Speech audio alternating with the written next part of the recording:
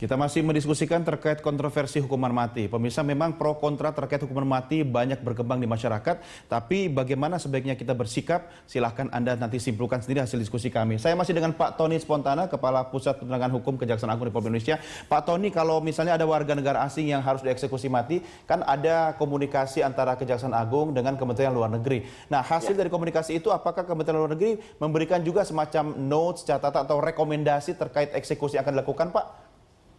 Jadi bentuknya notifikasi ya, pemberitahuan kepada perwakilan negara yang di sini. Kita berikan pemberitahuan bahwa warga negara Anda yang bernama ini, yang tersangkut kejahatan ini, berdasarkan putusan pengadilan bla bla bla, kita akan laksanakan putusannya berupa eksekusi sekian ya. Silakan saudara kalau ingin berkomunikasi atau bertemu dengan warga negara yang bersangkutan, dipersilakan. Kita kasih ruang untuk itu. Ya, tapi Kementerian Luar Negeri tidak boleh menolak ya, bentuknya bukan minta izin. Oke.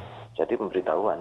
Ya. Gitu. Jadi rekomendasi atau apapun bentuknya itu sekedar pemberitahuan, pro dan kontra, misalnya dalam suatu kasus Kementerian Luar Negeri minta ditunda secara teknis walaupun tidak dibatalkan, itu bisa nggak kira-kira Pak Tony? Selalu request itu ada. Setiap notifikasi selalu dijawab, Pak minta tidak dilaksanakan, minimal ditunda. Selalu begitu. Iya. Ya, misalnya contohnya seperti statement Prof tadi, kalau misalnya dari Australia misalnya, ya kita harus lihat situasi politik di dalam negara Australia. Jadi mungkin eksekusinya ditunda sampai waktu tertentu, itu masih memungkinkan ya Pak Tony ya? Ya, kita pertimbangkan aspek-aspek teknis seperti itu untuk menentukan waktunya, waktu pelaksanaannya. Ya, ya. Paling lama berapa minggu, berapa bulan, atau mungkin berapa tahun Pak Tony eksekusi itu bisa dipospon atau ditunda? Ini proses ya, sebetulnya kalau menurut bahasa undang-undang itu kan putusan itu dilaksanakan segera. Segera. Ya. Segera setelah melakukan setelah perbuatan hukum tetap, jaksa melaksanakan putusan itu. Tapi karena menangkut hukuman mati, kita punya mekanisme pengkajian kembali gitu ya, review mulai dari putusan pengadilan negeri sampai putusan Mahkamah Agung, kemudian menyangkut peninjauan kembali, kita teliti kembali, gerasinya sudah cocok, baru kita aspek teknis. Nah, aspek teknis ini memang kadang-kadang membutuhkan waktu yang lama, karena harus memastikan bahwa data yang kita miliki di hari-hari terakhir menjelang eksekusi itu harus merupakan data terakhir. Misalnya begini, kemarin itu terpidana transit yang dari Vietnam yang di Boyolali, data awal dulu kan dia beragama Buddha. Ketika kita akan eksekusi, kita cek kembali identitasnya, ternyata berpindah ke agama Katolik. Nah, aspek ini kita siapkan, karena kita harus menyiapkan rohaniawan sesuai agamanya sekarang. Baik. Kemudian ada juga yang minta berkomunikasi dengan keluarganya melalui telepon. Kita jadwalkan waktunya.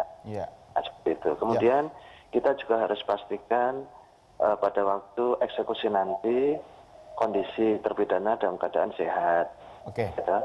Bahkan Pak Tony, kalau undang-undang itu mengatakan kalau perempuan nggak boleh dalam keadaan hamil, harus ditunggu sampai melahirkan dan 40 hari setelah itu baru bisa dieksekusi. Hal ini kan teknis sekali. Teknis, tapi makan waktu ya Pak ya. Pak Tony, ada satu hal yang saya ingin tahu singkat saja Pak. Untuk next eksekusi ini kapan? Tanggal berapa? Bulan berapa? Sudah ada jadwal belum? Belum ya? Oke, baik. Kita tunggu perkembangan berikutnya. Pak Tony, terima kasih bergabung bersama kami. Selamat bertugas Pak. Sampai jumpa. Terima kasih kembali. Selamat pagi Mas Doni. Selamat pagi. Ya, demikian diskusi saya dengan Pak Tony Spontana, Kapus Penkum Kejaksaan Agung. Prof, ini Indonesia punya sikap, negara-negara lain juga punya sikap. Apakah sekarang posisinya tarik-menarik, bargaining position? Ya. Jadi ini masalah sikap, dan kemudian tentu dari luar negeri akan mencoba mempengaruhi Indonesia untuk menghentikan pelaksanaan eksekusi hukuman mati ini. Menurut Anda Prof, negara yang memiliki bargaining position paling kuat?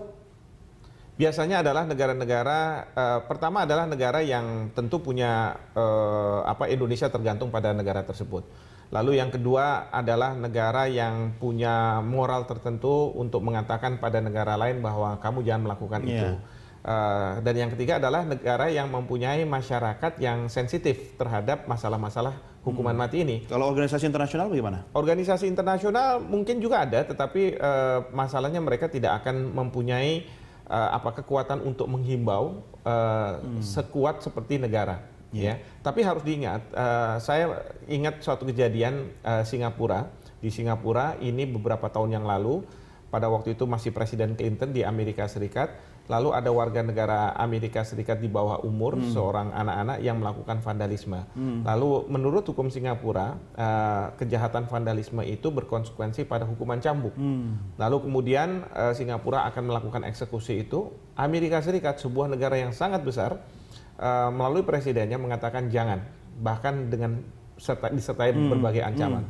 Singapura sebagai negara yang kecil mengatakan bahwa oh tidak, ini merupakan masalah penegakan aturan di negara kita dan ini merupakan kedaulatan kita. Dilakukan tetap eksekusi. Tetap dilakukan. Oke. Jadi kita ingin bahwa Indonesia pun harus dalam posisi seperti itu meskipun kita punya ketergantungan atau kita menghadapi negara yang besar sekalipun. Artinya negara besar bukan cuma dilihat dari luas wilayahnya yang besar ya Prof ya? Betul. Dan ini yang dirindukan oleh publik kita terhadap pemerintahan Jokowi, terhadap figur Jokowi, bahwa kita mampu untuk tegas ketika kita berhadapan dengan banyak negara. Baik Prof, terima kasih sudah bergabung bersama kami. Sama-sama. Selamat pagi, sampai jumpa lagi, selamat beraktivitas. Dan pemirsa, demikian diskusi kita terkait kontroversi hukuman mati. Jangan beranjak dulu, tetap bersama Berita 1 News Channel.